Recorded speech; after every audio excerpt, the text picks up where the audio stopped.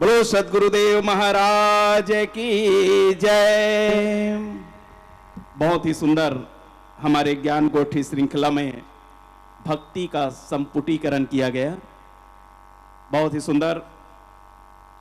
सोनी भाई बहुत बहुत धन्यवाद।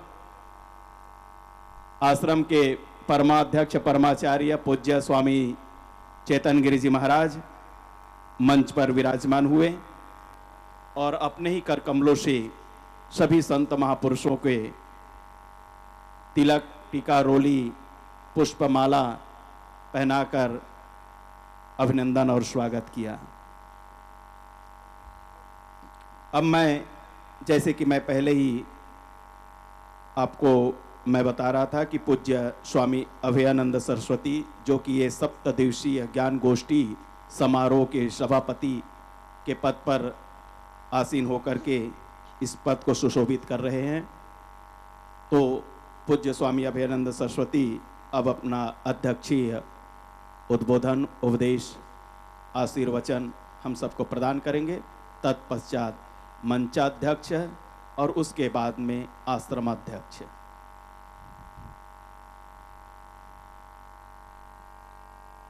बोले सच्चिदानंद भगवान की। हम लोग भाव जगत से विवेक के जगत में प्रवेश करें। ओम सहना भवतु सहनो भुनक्तु सह वीर्यं करवावहै तेजस्विनावधीतमस्तु मा विद्विषावहै। ओम शांति शांति शांति। नारायणं पद्मभवं वसिष्ठं शक्तिं च तत्पौत्रपराशरं च व्यासं शुकं गौडपादं महान्तं गोविन्दयोगीन्द्रमथास्य शिष्यं श्रीशङ्कराचार्यमथास्य पद्मपादं च हस्तामलकं च शिष्यं तं तोटकं वार्तिककारमन्यान् अस्मद्गुरून् सन्ततमानतोऽस्मि।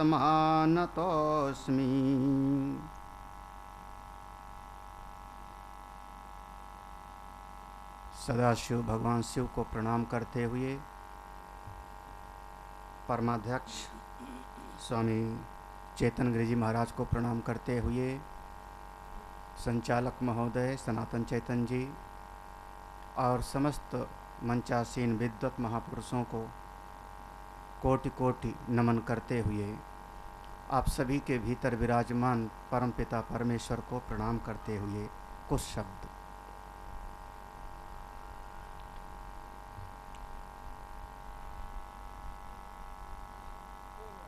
पहले बता दूं एक बात, तो हमने अभी महाराज जी से कहा था आप आ गए हैं, आज थोड़ा जल्दी कार्यक्रम समेटना चाहते हैं तो मैं नहीं बोलूं थोड़ा सा, तो महाराज जी ने ज़बरदस्ती हमको कहा नहीं आज आपको बोलना है।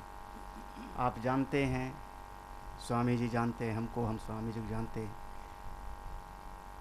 बहुत ज़्यादा बोलने की कोशिश नहीं थी।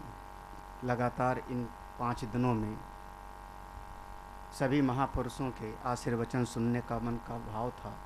हमको भी सुनने को नहीं मिलता। जब कोई वक्ता हो जाता है तो उसको सुनने का बहुत कम मौका मिलता है। ऐसे समय पर जब मिल जाता है तो लगातार मेरे मन में भाव था कि मैं कम से कम बोलूं, औरों से ज़्यादा श्रवण हमको मिले। लेकिन महाराज जी ने आज हमको लगाया नहीं, आज आप कम में नहीं समेट पाएंगे, तो हर इच्छा जैसे आपकी आज्ञा, महाराज श्री की आज्ञा। आप सब यहाँ विराजमान हैं। कुछ चीज़ों को अपने मन में पूरी तरह से धारण करो। जब हम धर्म की चर्चा करते हैं तो धर्म की मूल परिभाषा है धारणात् धर्मः। वेदांत में उसकी परिभाषा कुछ और होगी, जो धारण करता है तत्व रूप से वो धर्म है। लेकिन हमारे जीवन में धारणात् धर्म ये मूल परिभाषा है, धारण करने के लिए है, आपके लिए। जब ऋषि ने कहा सत्यम वद, तो केवल बोलने और सुनाने के लिए नहीं है। हम प्रवचन करें और आप सुन के बहुत प्रसन्न हो जाएं, इतने के लिए नहीं है, बल्कि वो अपने जीवन में धारण करो, यथा हरिश्चंद्र। अगर आपके जीवन में धारण नहीं हुआ तो धर्म फिर अभी पूरी तरह से प्रतिष्ठित नहीं हुआ। अगर हमने कहा कि देखो मातृदेवो भव पितृदेवो भव, माता पिता देवता के तुल्य हैं, और भगवान राम भी सवेरे उठ के उनको प्रणाम करते थे, प्रातः काल उठ के रघुनाथा मात पिता गुर नावई माथा। तो ये धारण करने के लिए है। कोशिश करो अपने घर में आप उठ करके सवेरे अपने माता पिता को प्रणाम करो, कोशिश करो करो। और अगर आप नहीं कर पाते हो, ये कार्य आप स्वयं नहीं कर पाते हो, तो आप अपने बच्चे को शिक्षा नहीं दे पाओगे। संसार में मनुष्य का स्वभाव क्या है कि हम तो करते नहीं और दूसरे अपने बच्चों से चाहते हैं कि बच्चा ऐसा हमारे साथ में व्यवहार करे, और आप क्यों नहीं कर पाते हो? धारणात् धर्म। आप सब लगभग रामायण की चौपाई पढ़ते हो, रामायण याद है, मंच पर से भी महापुरुष लोग बोल रहे हैं। अगर रामायण पढ़ते हो और रामायण से आपका दिल लगा है, रामायण से आपका मन लगा है, और भाई के ऊपर मुकदमा कर दिया, भाई भाई में लड़ाई हो गई, कोतवाली पहुंच गए, कैसे रामायण पढ़ा आपने? फिर रामायण कहाँ पढ़ा आप? कोई याद करने के, चौपाई याद करने से रामायण के आप साधक नहीं हो गए। रामचरितमानस में तो त्याग सिखाया है, वहां तो सिंहासन रखा है सामने, भरत जी कहते नहीं चाहिए मुझको, राम जी कहते हैं मैंने त्यागा, दशरथ जी कहते हैं प्राण त्याग दूंगा, और जो पकड़ना चाहता है, मेरा बनाना चाहता है, उसका कैकेयी का सारा जीवन नरक के जैसे हो गया।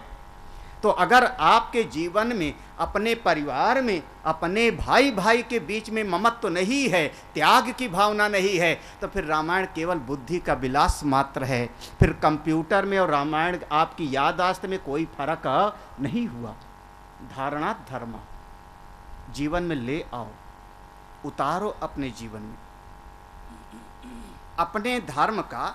इसलिए कह रहा हूं, कुछ चीज़ों को खूब अच्छी तरह से आज कुछ समरी कर रहा हूं। पहला निर्णय अपने चित्त में ले आओ, हमारे धर्म का नाम है सनातन धर्म। ये पहला निश्चय। अगर कोई मुझसे पूछे आप किस धर्म के हो, तो मैं कहूंगा मैं सनातन धर्मी हूं। सनातन धर्म कहने का सनातन, अब बगल में सनातन जी बैठे हैं इसलिए थोड़ा सावधान होकर बोल रहा हूं। सनातन कहने का मतलब होता है जिसके प्रारंभ का हमको पता ना हो, उसको हम कहते हैं सनातन। एषो अश्वत्थ सनातनः, जिसके प्रारंभ का पता होगा, उसका आदिमत है, उसका प्रारंभ है, वो सनातन नहीं हो सकता। ईसाई धर्म का आदि है, एक महापुरुष से चला, यीशु मसीह से। मुसलमान धर्म का प्रारंभ है, पैगंबर मोहम्मद से चला। यहूदी धर्म का प्रारंभ है, हजरत मूसा से चला। इस पारसी धर्म का प्रारंभ है, वो जरथुस्त्र महापुरुष, एक महापुरुष हुए जरथुस्त्र, उनके माध्यम से चला। बौद्ध धर्म का प्रारंभ है, महात्मा बुद्ध से चला। सिख धर्म का प्रारंभ है, गुरु नानक देव भगवान से वो प्रारंभ हुआ। जैन धर्म का प्रारंभ है, आदिनाथ से प्रारंभ होता है, और 24वें तीर्थंकर होते हैं हमारे भगवान महापीर। सारे धर्मों के प्रारंभ का पता है, लेकिन आपके सनातन धर्म का पता किसी को नहीं है, इसलिए हम कहते हैं सनातन धर्म। कहाँ से चला नहीं पता। सभ्यताएं जब खोजी जाती हैं, पुरातत्व के विभाग वाले खोजते हैं तो कहते हैं वहाँ 10,000 साल पुरानी सभ्यता थी, वहाँ 5,000 साल पुरानी सभ्यता थी। अरे ईसाइयों का धर्म का तो आप जानते हो ना, 2015वां 16वां साल तो हुआ। यही तो कहते हैं बिफोर क्राइस्ट, क्राइस्ट के पहले, यीशु मसीह के पहले, बीसी, इतने बीसी में, और उनके मरने के बाद कहते हैं AD, आफ्टर डेथ। उनका तो इतना ही है। हिजरी सन, मुसलमानों का सन इतना ही है, 1400 1500। आपका कितना सभ्यताएं मिलती हैं। हमारे ऋग्वेद को सब ने स्वीकार किया, विश्व का सबसे प्राचीन शास्त्र है तो ऋग्वेद, और उसकी ऋग्वेद की आयु को उन्होंने कहा 5,000 साल पुराना। जब हम लोगों को पढ़ाया गया, बताया गया, तो जो इतिहासकार हैं, पुरातत्व का विश्लेषण करने में सबसे ज़्यादा जापान और जर्मनी में होता है। वहाँ जब विश्लेषण किया कि ऋग्वेद विश्व का सबसे प्राचीनतम शास्त्र है और 5,000 साल पुराना, तो हमारे गुरुजी कहेंगे जिस शास्त्र को उन्होंने अपनी लैब में टेस्ट किया होगा, जिस शास्त्र को अपनी लैब में रिसर्च में रखा होगा, वो कोई ना कोई ताड़ का पत्र होगा, भोज का पत्र होगा, जिस पर लिपि में लिखा गया, उसी को तो रिसर्च में रखा होगा। तो वो पन्ना जो मिला उनको, पुराना से पुराना ताड़ का पत्र, भोज का पत्र, उसकी आयु 5,000 साल होगी। हमारे ज्ञान की आयु 5,000 साल नहीं है। हमारे वेद को हम कहते हैं श्रुति, गुरु सुनाते थे और शिष्य सुनकर के याद कर लेते थे। हमारे धर्म का एक नाम सनातन धर्म, मतलब जिसके प्रारंभ का पता नहीं। ठीक है ना, सनातनी, मैं सनातनी हूँ। दूसरे भाषा में समझ लो सिक्के का दूसरा पहलू। मैं सभी से क्षमा मांगते हुए कह सकता हूँ, जिसका प्रारंभ है उसका एक दिन समापन भी होवेगा। जातस्य ही ध्रुवो मृत्यु हो, ध्रुवम जन्म मृतस्य च। जो पैदा होता है मरता है, जो मिलता है सो बिछुड़ता है, जिसका संयोग होगा उसका वियोग होगा, जिसका जन्म होगा उसकी मृत्यु होगी। तो जिसका प्रारंभ है उसका कभी न कभी अंत होगा, और जिसका प्रारंभ भी नहीं तो उसका कभी अंत भी नहीं होगा। ये है आपका सनातन धर्म। अपने बच्चों को सिखाओ, मैं सनातन धर्मी हूँ। हिंदू शब्द हम पर लाद दिया गया। विद्यालय में पढ़ाया जाता है कि जब यूनान से, बाहर से अनेक आतताई हमारे देश पर आक्रमण करने आए, कभी नादिर, कभी तैमूर, कभी चंगेज, कभी गजनवी, कभी कोई, न जाने कौन कौन से आए, इल्तुतमिश और पता नहीं भगवान जाने कौन, पूरा इतिहास भरा पड़ा है। और कोई एक दिन का नहीं, हमारे देश पर आक्रमण करने वाले सन 1100 के लगभग में, आज के 1000 साल पहले, 900 साल पहले, एक हमारे यहाँ पर एक जो सेवा हुआ करते हैं उनको गुलाम कहा जाता था। गुलामों का शासन काल चला, जिसमें इल्तुतमिश और एक नाम बड़ा मशहूर हुआ, रजिया सुल्तान का। थोड़ा इतिहास से परिचित हो तो आज का नहीं है। जब लूटने आते थे तो अपने सैनिकों को जोश दिलाते थे, आप चलो सिंधु नदी के पार, सिंधु नदी के पार जो स्थान है उसका नाम है हिंदुस्तान, वहाँ पर बहुत धन है, संपत्ति है, हीरे जवाहरात, सोना है, हम अपने अरबी घोड़ों पर लाद के ले आवेंगे, लूट के ले आवेंगे। वो अपने सैनिकों को प्रेरणा देते थे। तो जब वो कहते थे सिंधु नदी के पार चलो, तो उनके उच्चारण में सा नहीं है। जो मूल उर्दू फारसी का मूल भाषा है अरबी। जैसे हमारी आप मारवाड़ी भाषा बोलो, राजस्थानी बोलो, अवधी बोलो, भोजपुरिया बोलो, सबकी मूल है हमारी संस्कृत, सबका मूल संस्कृत है। उसी प्रकार से उनकी मूल भाषा है अरबी, और अरबी भाषा में सा का उच्चारण नहीं है। उनकी प्रार्थना आप लोग सुनते होंगे, अल्लाह हो, वहाँ सा का उच्चारण नहीं है। तो सा की जगह पर हा का उच्चारण करते हैं। जैसे हम लोग अंग्रेजी में ता का उच्चारण नहीं है, अंग्रेजी में ता शब्द नहीं है, तो अंग्रेजी में ता को टी से बताया जाएगा। हाँ, टी से उच्चारण किया जाता है। समझाने के लिए। तो जब कहते थे सिंधु नदी के पार चलो, तो वो सा का उच्चारण तो होता नहीं था, तो कहते थे हिंदू नदी के पार चलो, हिंदू नदी के पार चलो। हिंदू नदी के पार जो हिंदुस्तान है, वहाँ हिंदू लोग बहुत संपन्न हैं, और धीरे धीरे हम लोगों का नाम पड़ गया हिंदू, तो हम लोगों को कहने लगे लोग हिंदू। अपने वेद में एसो धर्म सनातन, ये हमारा सनातन धर्म है। कभी कभी अपने बच्चों को, हाँ एक बात इतना बताए रखो, अगर फार्म भरना हो तो उसमें जो कॉलम धर्म का होगा हिंदू ही लिखना पड़ेगा, क्योंकि वो कॉपी जांचने वाले को भी ये सारी बातें पता नहीं होती। अब भाई हमको भी पासपोर्ट जब बनवाना हुआ, क्या कौन सा धर्म, तो उसमें हिंदू हमने भी लिखा, जबकि जानता हूँ कि ये सब सही नहीं है, लेकिन अब व्यवहारिकता तो वैसे ही निभानी पड़ती है। तो पहली बात, अपने धर्म को समझो सनातन धर्म, ठीक है। ये अपने परिवार में बच्चों को सिखाने के लिए कह रहा हूँ। बताओ, दूसरा, एक बहुत बड़ी चर्चा होती है हमारे समाज में, और ख़ास करके अंग्रेजी के स्कूलों में इस पर बहुत ज़्यादा हमारे बच्चों को गलत शिक्षा दी जाती है।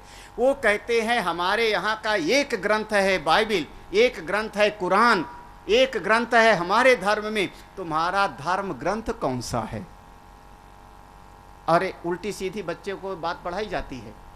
अगर कोई ऐसा कहता है तो अपने हमको समझाना है, हमारा सनातन धर्म का मूल शास्त्र है हमारे वेद।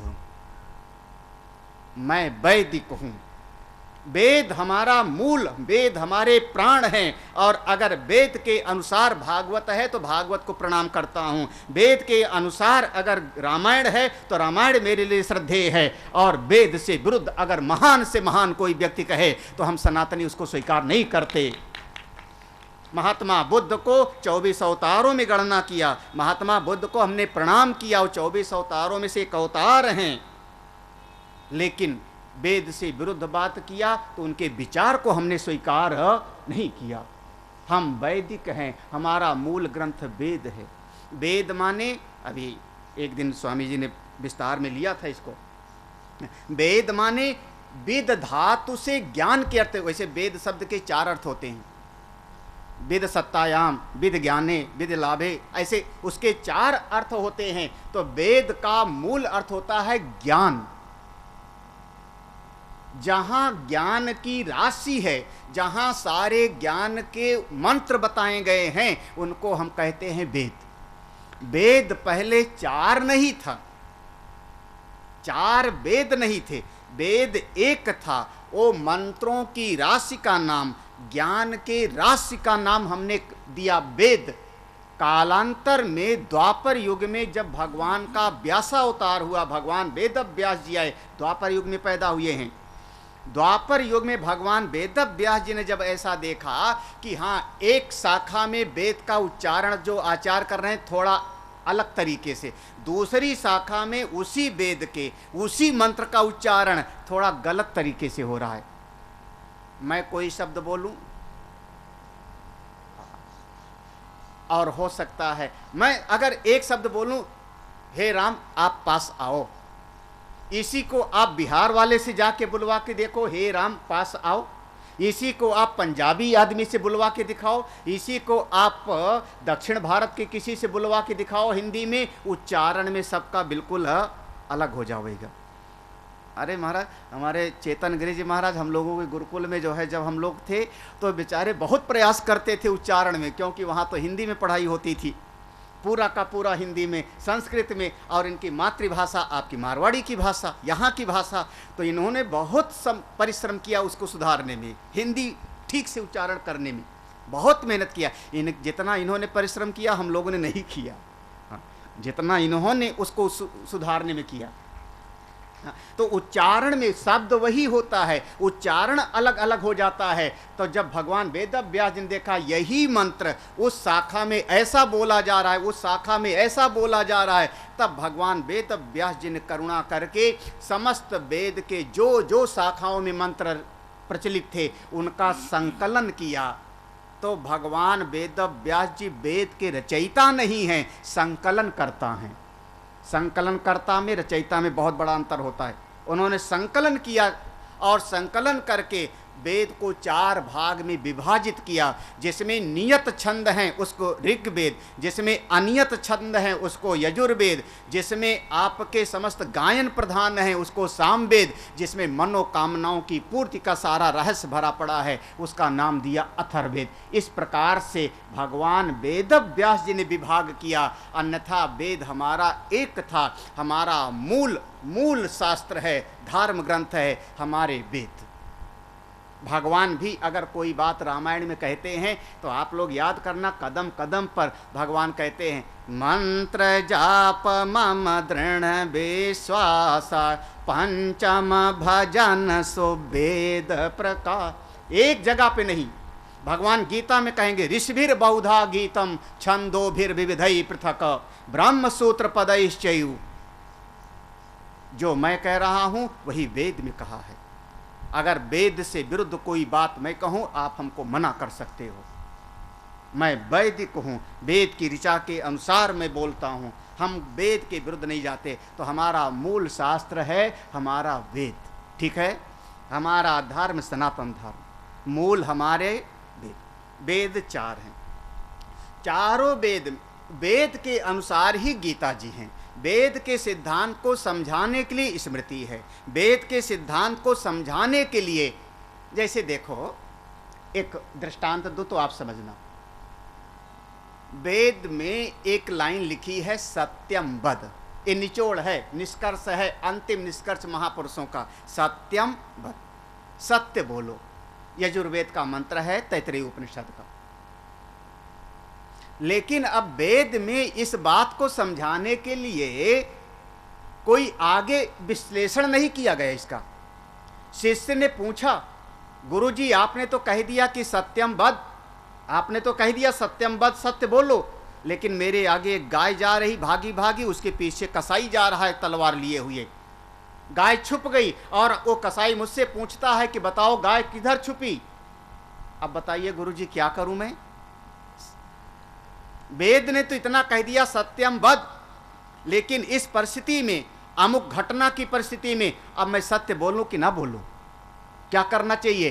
तब हमारी दूसरी आए शास्त्र बनाए गए जिनका नाम धर्म शास्त्र है, स्मृति उसको कहते स्मृति। उसमें बताया गया कि किस परिस्थिति में क्या करना चाहिए, इस परिस्थिति में ये करो, इस परिस्थिति में ये करो।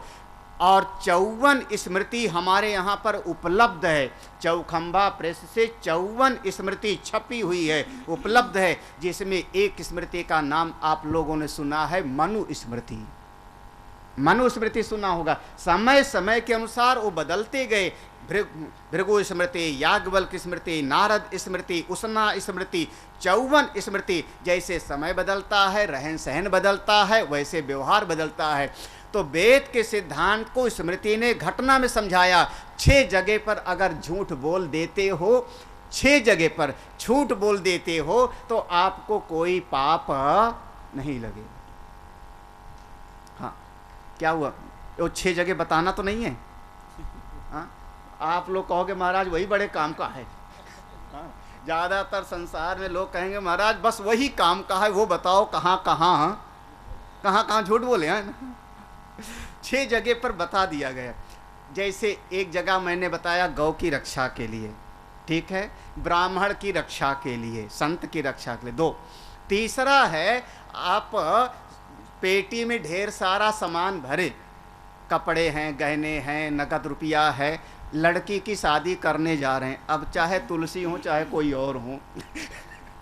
अब महाराज जी तो कल मैं देख रहा था ऊपर से, मैं घबरा के नीचे नहीं आया। लोग मुझको घबराहट बहुत होती है भीड़ से, तो महाराज संतों ने बहुत आनंद लिया, हमको किनारे करके, मैं ऊपर ही था, तो आनंद है। तो अगर हम अपनी लड़की का शादी करने के लिए यहाँ से किसी अन्य स्थान पे जा रहे हैं, जयपुर आदि में, ट्रेन में हम सूटकेस लेके बैठे हैं, सामने किसी ने पूछा ये क्या रखे हो बड़ी बड़ी पेटी में, क्या है इसमें, कोई पूछ ले, वहाँ आप सत्य बोल के दिखाओ। ट्रेन में महाराज माल भी जावेगा, गर्दन भी है ना, तो वहाँ पर कहना क्या पड़ेगा। तब सत्यनारायण की कथा याद आ जाती है। लता पात्र धनी। सत्यनारायण कथा सुना होगा पंडित जी ने, हाँ, उसने कहा इसमें सब लता पात्र धनिया। तो वहाँ पर महाराज ट्रेन में मैं भी बोलूँ, यही तो बोलूँगा और क्या। अब ये थोड़े बताऊँगा कि नहीं हमारे झोले में इतना सारा कुछ है ना। उसको कहते हैं प्राण संकटे। अगर अपने प्राण पर विपत्ति आए तो झूठ बोलने में हर्ज नहीं। हाँ, कितनी जगह बता दिया मैंने, बस 3। गौ की रक्षा, ब्राह्मण संत की रक्षा के लिए, अपने प्राण पर संकट आवे तब। अब ज़्यादा ना बताऊँ क्या। किसी गरीब लड़की की शादी नहीं हो रही। हमारे समाज में कोई ऐसा है जो परिवार गरीब है, उसकी लड़की की शादी में थोड़ा अड़चन आ रही। जो लड़के वाले हैं वो दहेज ज़्यादा चाहते हैं। भाई हमारे गांव की तरफ तो होता था, इधर का तो पता नहीं।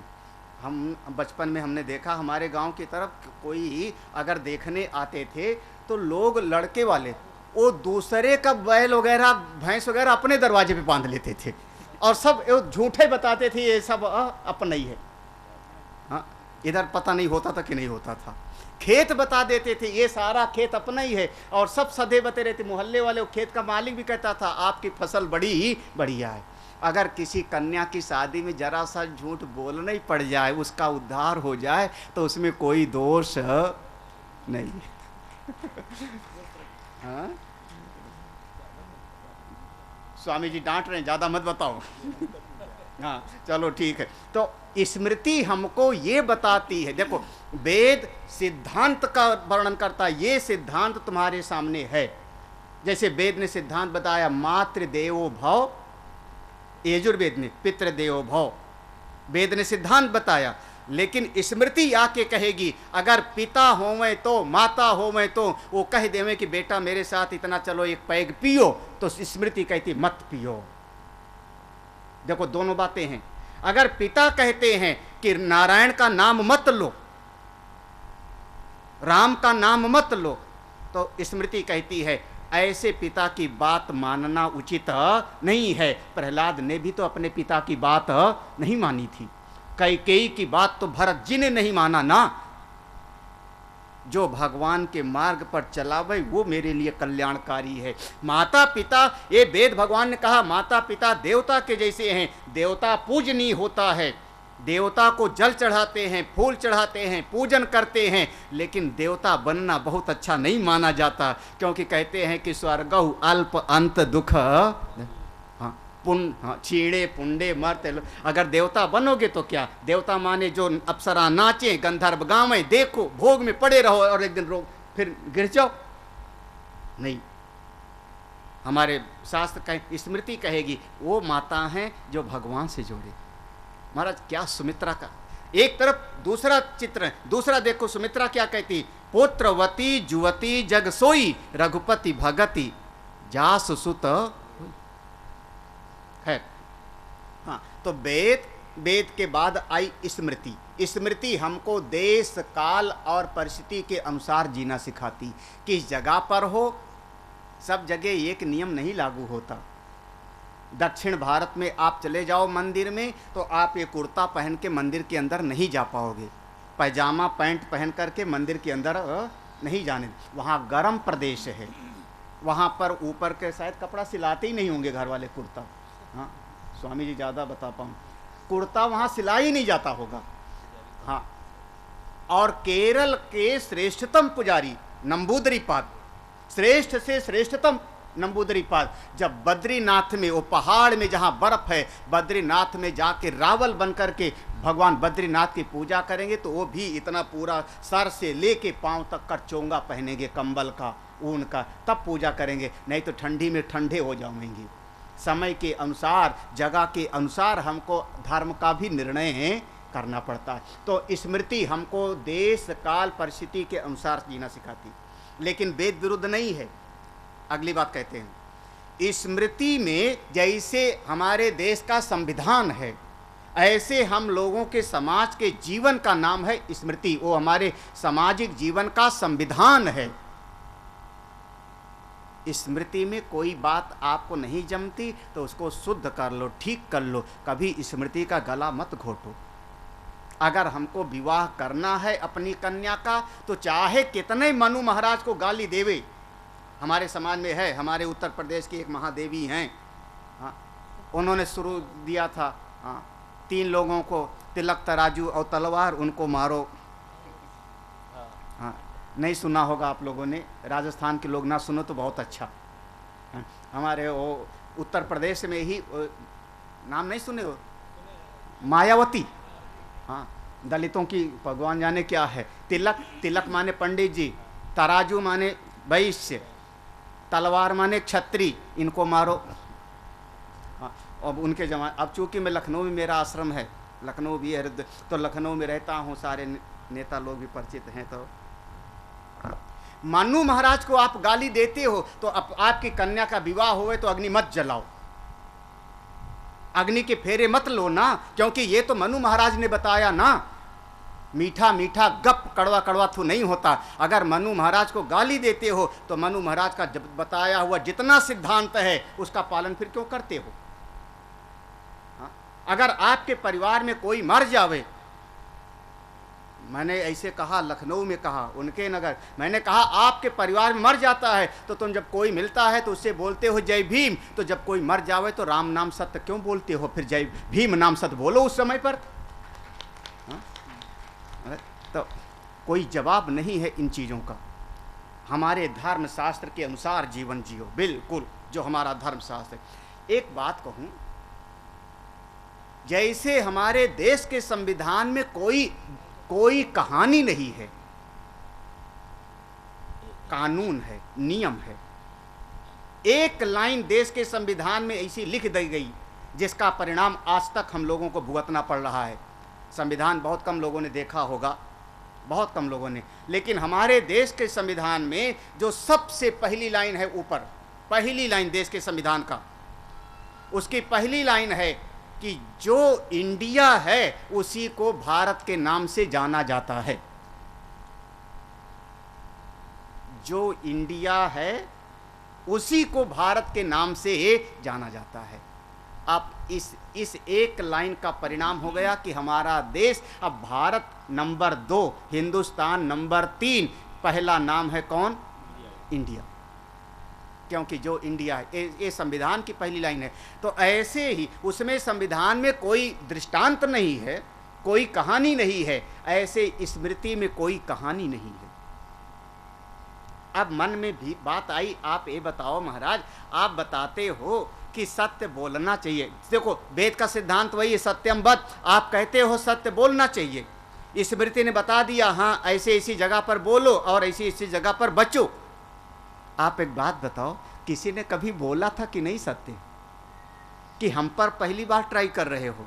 हाँ, कोई वैद्य एक दवाई बनावे, बढ़िया से बढ़िया दवाई बनावे, मुझको दर्द हुआ, मैं वैद्य के पास चला जाऊं, वैद्य कहे ये दवाई मैंने बहुत बढ़िया बनाई, खाओ। हम पूछेंगे कभी किसी को खिलाया है ये दवाई? वो कहे नहीं नहीं, फर्स्ट पहली बार तुमको खिलाने जा रहा हूं। हाँ, अभी अभी रात में बनाया ये दवाई, पहले मरीज तुम ही हो। महाराज मैं तो हाथ जोड़ूंगा, आप महाराज कृपा करो, हम पर परीक्षण मत करो, पहले जाओ लैब में परीक्षण कराओ। हाँ, 2-4 बच्चे मरे तब हमको खिलाना। हमारे यहाँ की इलाज की जो मूल संस्था है, ऐसे कोई दवा बाजार में नहीं। अभी 350 दवाइयों को बैन किया गया।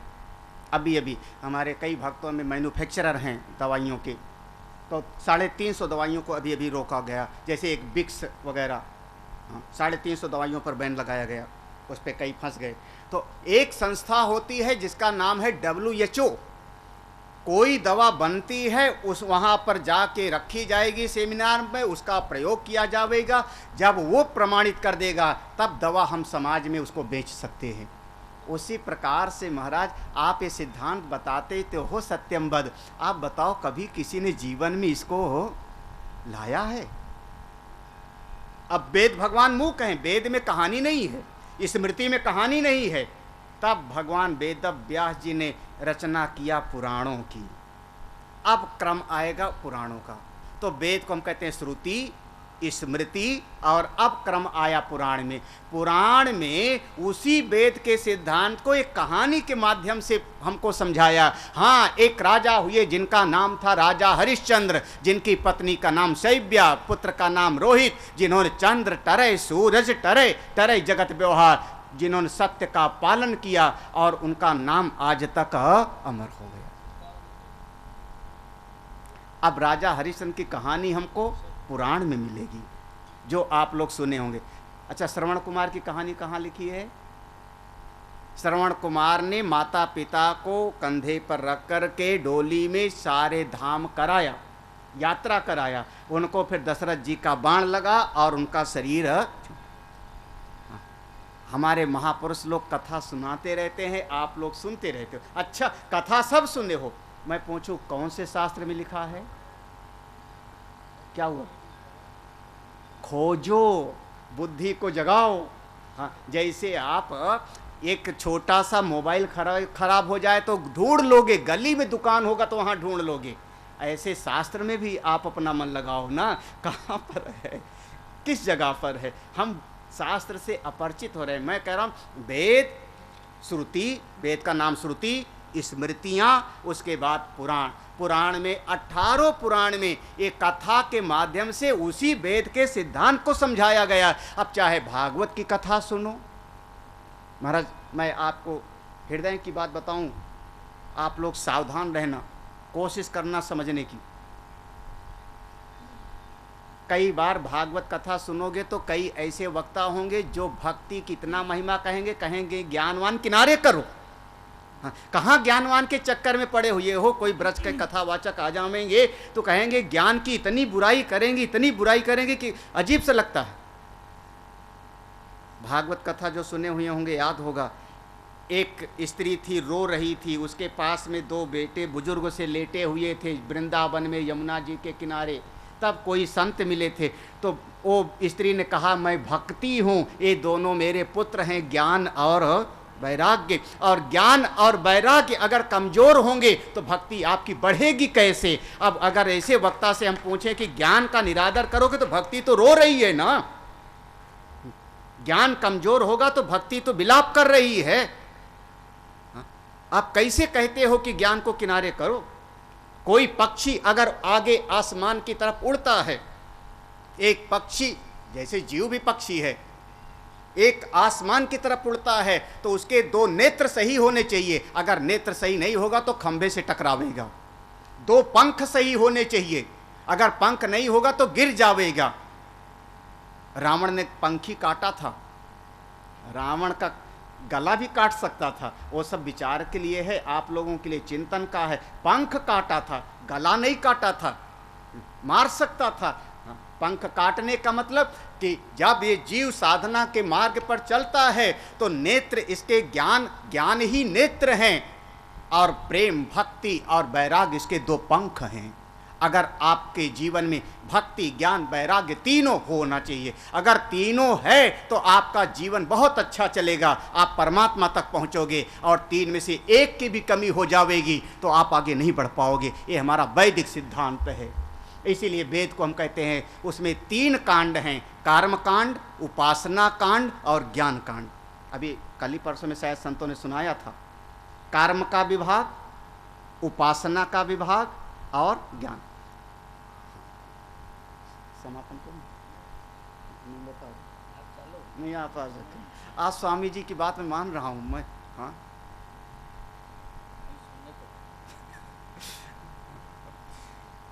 अच्छा, अब भगवान की कृपा पर थोड़ा एक नज़र दौड़ाओ। भगवान ने आप पर करुणा करके, कृपा करके आपको 3 चीज दिया है। एक का नाम है शरीर, दूसरे का नाम है मन, तीसरे का नाम है बुद्धि। ठीक है? एक बच्चे का शरीर होवे और बच्चे के शरीर का कोई एक अंग बढ़ने लगे और दूसरे अंग न बढ़े, एक हाथ बढ़ने लगे दूसरा हाथ ना बढ़े, पाँव ना बढ़े, पेट ना बढ़े, सिर ना बढ़े, आप कहोगे इस बच्चे को डॉक्टर को दिखाओ, कोई ना कोई बीमारी लग रही है। क्योंकि एक अंग बढ़े और दूसरा अंग ना बढ़े, सब अंग एक साथ बढ़े तो बहुत अच्छा, हम कहेंगे बच्चा बड़ा हो रहा है। यहाँ की भाषा में मोटा हो रहा है ना, बढ़ रहा है, लेकिन अगर एक अंग बढ़ता है तो हमको अच्छा नहीं लगेगा। हम सर्वांगीण विकास चाहते हैं, एकांगी विकास कभी किसी को अच्छा नहीं, जीवन का सर्वांगीण विकास हो। तो जैसे भगवान ने हमको शरीर दिया तो शरीर की 3 जरूरत मानी जाती है। बहुत पुरानी कहावत है, शरीर की 3 जरूरत, रोटी, कपड़ा और, है ना, ठीक है, शरीर की 3 जरूरत, रोटी, कपड़ा और। महाराज रोटी ना मिले तो वेद ओद सब किनारे हो जाता है। हमारे वेद भगवान में कहानी सुना दिया छोटी सी उपनिषद में। एक चेले ने कहा गुरुजी बस ज्ञान ज्ञान, उन्होंने कहा बच्चा रोटी भी चाहिए। उन्होंने कहा नहीं नहीं गुरुजी ज्ञानवान, बस आत्मा की बात सुनाओ, ब्रह्म की बात सुनाओ। गुरुजी ने कहा कोई बात नहीं, अच्छा तू ऐसा कर 15 दिन उपवास कर। उस बच्चे को 15 दिन, उस शिष्य ने 15 दिन उपवास किया, बिल्कुल अन्न नहीं खाया, अन्न का एक दाना नहीं खाया। गुरुजी जो कह रहे हैं सदवचन। 15 दिन के बाद में गुरुजी ने बुलाया, इधर आ। वो पास आया। गुरुजी ने कहा अब पुरुष सूक्तम सुना, मेधा सूक्तम सुना, दुर्गा सूक्तम सुना, हाँ वेद का मंत्र सुना तू? हाँ। जो सब याद था उसको, उसने कहा गुरुजी कुछ सुझाई नहीं पड़ रहा है, क्योंकि 15 दिन से कुछ खाया नहीं है तो कुछ सुझाई नहीं पड़ रहा। महाराज सब गुरुजी ने कहा अच्छा कोई बात नहीं, आज थोड़ा सा 1 मुट्ठी खा ले, कल 2 मुट्ठी खा लेना, धीरे धीरे अन्न खा ले। धीरे धीरे जब वो 2-4 दिन भोजन किया, संतुष्ट हुआ, गुरुजी ने बुलाया, अब सुना। अरे महाराज जैसे गुरुजी ने कहा सुना वेद का मंत्र मेधा सूक्तम, वो महाराज शुरू कर दिया, ओम मेधा देवी जो समाड़ा, सारे के सारे मंत्र। गुरुजी ने कहा देख जब अन्न होता है तो सब सुझाई पड़ता है। और हमारे यहाँ कहावत है भूखे भजन ना होय गोपाला, ले लो आपन कंठी माला। शरीर की 3 जरूरत, रोटी की, वस्त्र की और एक गर्मी से, धूप से, बरसात से बचाव के लिए छत की भी जरूरत। और इसको पूरा करने के लिए अपने परिश्रम से कर लेना चाहिए। हाँ, ना समझ हैं जो इतने से काम के लिए, रोटी कपड़ा के लिए जो भगवान को परेशान करे। खाए प्रभु आप हमको जो धन देना, शरीर देना। अरे हमारे एक गुरुजी, हमारे गुरुजी का नाम है आचार्य स्वामी सुबोधानंद जी। उन्होंने बहुत बढ़िया दृष्टांत दिया। उन्होंने कहा एक आदमी ने हाथी खरीदा, पड़ोसियों ने पूछा क्या क्या, अरे हाथी लाए तुम, हाथी लाए बड़े अच्छे, क्या काय के लिए लाए हो? उसने कहा हमारे खेत में हल चलाना है, बैल नहीं है तो हाथी से हल जोतूंगा। अब बताओ अगर कोई आदमी हाथी से हल जुतवावे, क्या कहोगे? अब जो काम बैल कर सकता है, जो काम एक छोटा सा थोड़ा भूसा खाएगा, 2 किलो 5 किलो भूसा खा के काम करेगा, अब उसको 50 कुंटल खिलाओ और हाथी से कराओ, तो अब आप ना समझ हो, समझदारी की बात नहीं है। 3 लोक के स्वामी सच्चिदानंद भगवान परमात्मा, और उनसे कहते हो प्रभु रोटी लाओ, कपड़े लाओ, खुद कर लो, परिश्रमी बनो। वेद भगवान कहते हैं कुर्वन्ने वेह कर्माणि, कर्म करते हुए ही अपना जीवन जियो, आलसी मत बनो। कर्म से, शरीर से हम कर्म करें तो कैसे करें? अपने शरीर की जरूरत को पूरा करने के लिए कर्म करें तो कैसे? तो वेद भगवान ने कहा धर्म को साथ में रखो। जब आप कर्म के क्षेत्र में जाओगे, बाहर समाज में कर्म करने जाओगे तो धर्म की जरूरत पड़ती है। सामने कोई आया तो उसका चीज मत छीनो, उससे बुरा मत बोलो, आपको धर्म की जरूरत पड़ेगी, धर्म के अनुसार करो। हाँ आगे बढ़ते हैं। अगर किसी के जीवन में रोटी कपड़ा मकान की कोई तकलीफ नहीं, सब बढ़िया, तो हमारे पास भगवान का दिया हुआ दूसरा चीज है जिसका नाम है मन। मन भी है। हाँ, मन महाराज रोटी नहीं चाहता, मन कपड़ा नहीं चाहता, मन प्रेम चाहता है, मन अपनापन चाहता है। मन कहता है किसी का मन मिल जावे, किसी को अपने मन की बात बताऊं, उसके मन की बात मैं सुनूं। मन मिले का मेला, नहीं सबसे भला केला। आप किसी मेहमान, किसी के रिश्तेदार के घर पे चले जाओ, बढ़िया सा कमरा दे देवे रहने का, 2 नौकर लगा देवे रोटी पानी के लिए, आपके शरीर के लिए बढ़िया रहने का, बढ़िया खाने का, लेकिन पास बैठ के प्रेम से बात न करे, मेरे ख्याल में दोबारा आप कभी उसके यहाँ पे नहीं जाओगे ना। अब किसी के यहाँ चले जाओ, शायद वो पानी पिलाना भी भूल गया, गले लगाया, अरे बड़े दिन के बाद मिले, हृदय मुस्कुरा के बात किया, मेरा दिल गदगद हो गया, कितना अपनापन, पानी लेके पी लेंगे, हाँ? नहीं होगा तो एक ही कमरे में सो जाएंगे। हाँ? चेतन गिरी जी का प्रेमी तो है जो हम सबको पकड़ के खींच लाया, कौन कहाँ से। हाँ, हाँ, कोई ये जितने मंच पे बैठे हैं, भगवान की ऐसी कृपा की कोई रोटी की कमी थोड़े है। हाँ, किसी महात्मा को रोटी की कमी नहीं है, किसी महात्मा को। और महात्माओं का तो एक और बड़ा यह है कि रंग बिरंगे वस्त्र भी नहीं चाहिए, बस एक ही रंग वाला चल जाता है काम। हाँ? लेकिन कौन प्रेम खींचता है। तुलसीदास जी ने एक लाइन लिखा, आवत ही हर्षे नहीं नैनन नहीं स्नेह, तुलसी वहाँ न जाइए कंचन बरसे। तो मन प्रेम चाहता है ना? समझ में आना चाहिए। यहाँ तक बात ठीक है, चल रही बात। हाँ, अगर कोशिश करोगे समझने का तो अगर प्रेम मिल गया तो शरीर की जरूरत किनारे भी कर देते हैं, इससे श्रेष्ठ है। रोटी नहीं मिली तो भी चलेगा, वस्त्र नहीं मिला तो भी चलेगा, क्योंकि मन का प्रेम मिल गया, मन तृप्त हो गया तो शरीर एक किनारे। भगवान ने तीसरी चीज दिया हमको जिसका नाम है बुद्धि। बुद्धि महाराज एक ऐसी चीज है जो रोटी भी नहीं चाहती, कपड़ा भी नहीं चाहती, बुद्धि प्रेम भी नहीं चाहती, बुद्धि विचार चाहती है। बुद्धि की खुराक ज्ञान की है, विचार की है। नहीं समझ आ रहा है? घर में सारी व्यवस्था हो, हम इतना तो आप लोग कम से कम स्वीकार कर लो कि आप इतना तो स्वीकार कर लो कि आपसे ज़्यादा घूमना हम लोगों का होता है, महात्माओं का। आपसे ज़्यादा समाज के साथ में लोगों से मिलना जुलना भी होता है, ज़्यादा समाज से मिलना जुलना भी होता है। आज तक फिलहाल जहाँ तक मैं अगर अपने मन से कहूँ तो हमको कोई ऐसा बेटा नहीं मिला है जो अपने माता पिता की सेवा न करना चाहे, और कोई ऐसा माता पिता हमको नहीं मिला है जो अपने बच्चे से प्रेम न करता हो। कम से कम मैंने अभी ऐसा कोई परिवार नहीं देखा है। हृदय से कह रहा हूं मैं, बच्चा अपने माता पिता को सेवा करना चाहता है और माता पिता अपने बच्चे से प्रेम करते हैं, लेकिन समस्या पैदा होती है टोका टांकी से, समस्या पैदा होती है बुद्धि के विचार से। बच्चा अपने हिसाब से जीना चाहता है, माँ बाप कहते नहीं ऐसा ठीक नहीं, ऐसा कर। एक बार सवेरे टोका, दोपहर में टोका, शाम को टोका, धीरे धीरे वो बच्चा इतना विक्षिप्त हो जाते हैं, वो कहते हैं तुम्हारे साथ रहना ही नहीं हमको। समस्या हमेशा विचारों में पैदा होती है। हाँ, कोई एक बच्चे का मित्र आ गया। हमारे पूज्यपाठ डोंगरे जी महाराज कहते थे, सभी बुजुर्गों के लिए बहुत काम का से। पूज्यपाठ डोंगरे जी महाराज कहते थे, जब आयु थोड़ा बढ़ जावे, उम्र हो जावे, तो 3 चीज़ का सेवन करो, आपका परिवार सुखी हो जाएगा। 3 चीज़ का रोज़ सेवन करो। डोंगरे जी महाराज ने कहा कौन कौन सी? पहली कहा नोन, दूसरी कहा मोन, तीसरी कहा कौन।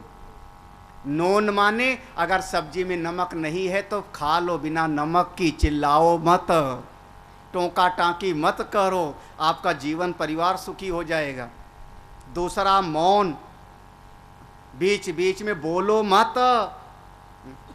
अब बच्चे का मित्र आ गया, दादाजी को रहा नहीं जाता, कौन है कौन है कौन है कौन है। वो बच्चा का मित्र नमस्ते करके चला गया तो भीतर से कौन था? बच्चे ने बता दिया मेरा मित्र। कहाँ रहता है? सोजत में। क्यों आया था? अरे इस काम के लिए आया था। फिर कब आएगा? कितने उसके भाई बहन? और अंत में वो बच्चा झल्ला के बोलेगा, चुपचाप बैठे नहीं रहते हो, सर खा गए। लगभग सरल भाषा में कह रहा हूँ, ये जो चंचलता है ना, इसके 3 खास निवास स्थान है चंचलता के। बचपन में चंचलता का निवास होता है पाँव में। आप बच्चे को 10 बार बोलो बैठ, नहीं बैठेगा, बैठेगा फिर उठेगा, उसका चंचल है पाँव, हाथ चंचल है, चंचलता का निवास हाथ पाँव में। जब आयु बढ़ गई, जुआ हो गया, तो जुआ अवस्था में चंचलता आके बस जाती है नेत्र में। फिर ये देखेगा, इधर देखेगा, बोर्ड देखेगा, वो लड़की जा रही है, वो लड़का जा रहा है, फिर चंचलता आके बसी नेत्रों में। और जब आदमी की तीसरी अवस्था आ गई, जुआ अवस्था चली गई, तो चंचलता अब नेत्र से कहाँ आ गई? बताऊं कि ना बताऊं? अरे यहाँ आ गई। फिर बार बार ये पकौड़े बनाओ, समोसा लाओ, ये खिलाओ, और कुछ ना कुछ आदमी बक बक बोलता भी, ना खाने में संयम और ना बोलने में संयम। तो पूज्य बाबा डोंगरी जी महाराज कहते थे, नोन मोन कौन, कौन माने अवस्था हो जाए तो एक किनारे बैठ जाओ। ज़्यादातर समस्या हमारी बुद्धि के विचारों में टकराहट होती तब होती है, जहाँ बुद्ध एक घटना का दृष्टांत देख के मैं समाप्त कर रहा हूँ इस प्रसंग को।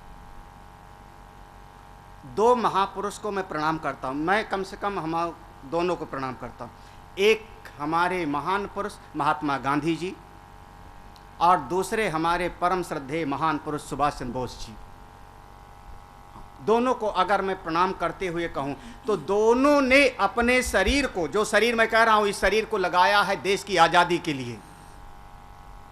देश आज़ाद होना चाहिए, वो भी आधी धोती पहनना, आधी ओढ़ना, और सुभाष चंद्र बोस भी कभी यहाँ कभी वहाँ, इस देश में उससे मिलना, पूरा शरीर का रोटी कपड़ा मकान की परवाह नहीं उनको, शरीर देश के लिए दोनों का।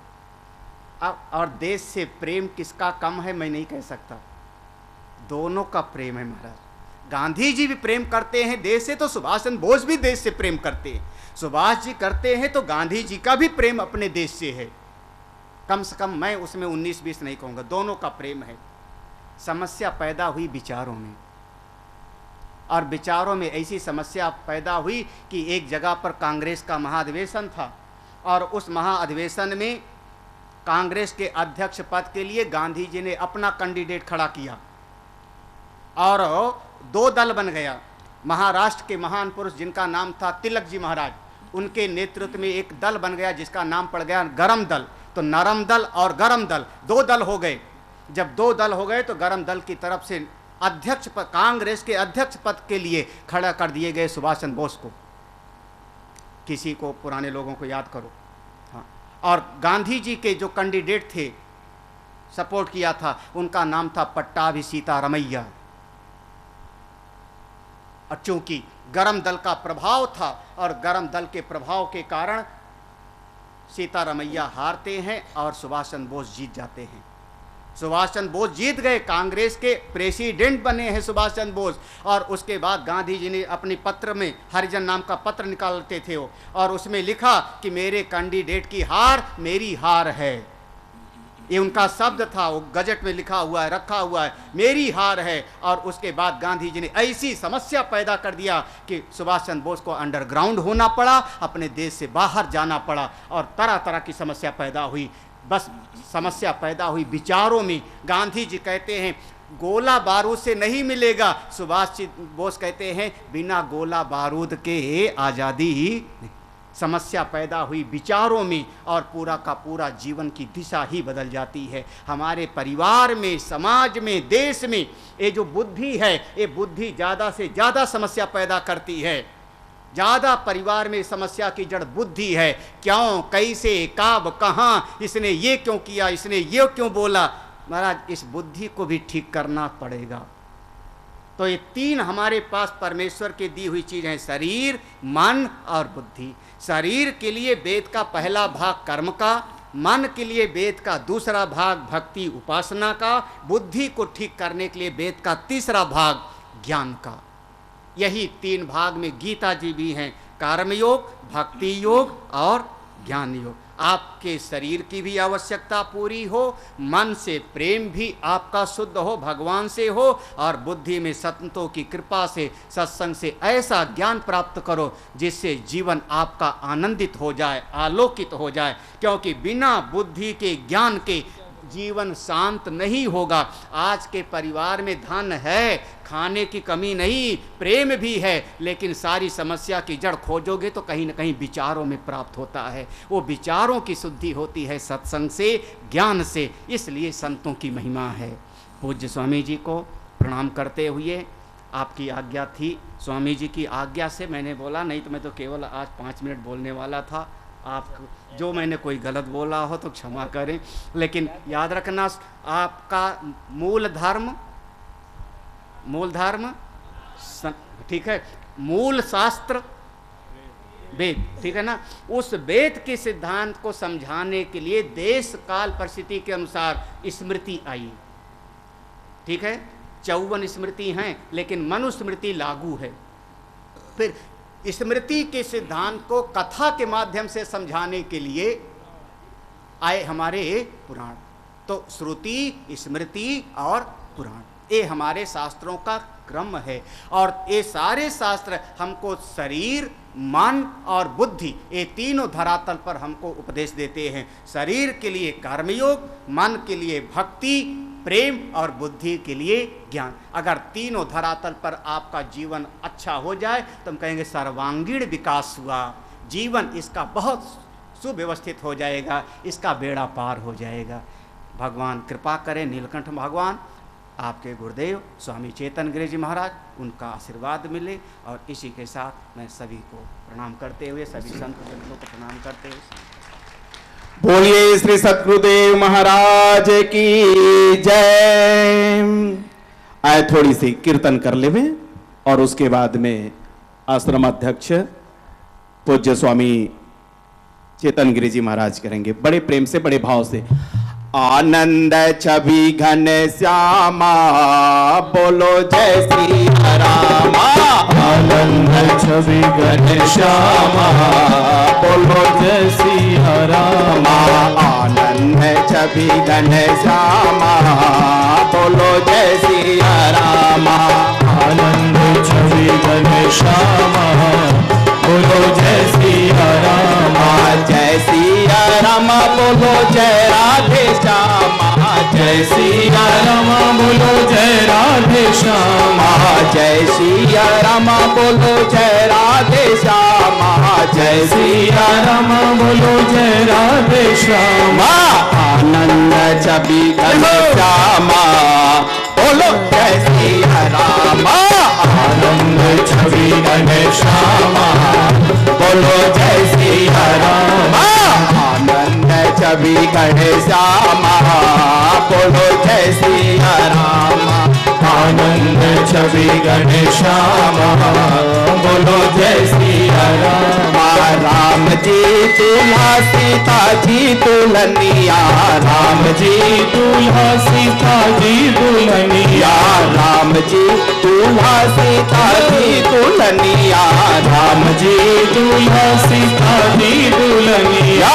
चंवर डुलाए हनुमाना, बोलो जय श्री राम। चंवर डुलाए हनुमाना, बोलो जय श्री रामा।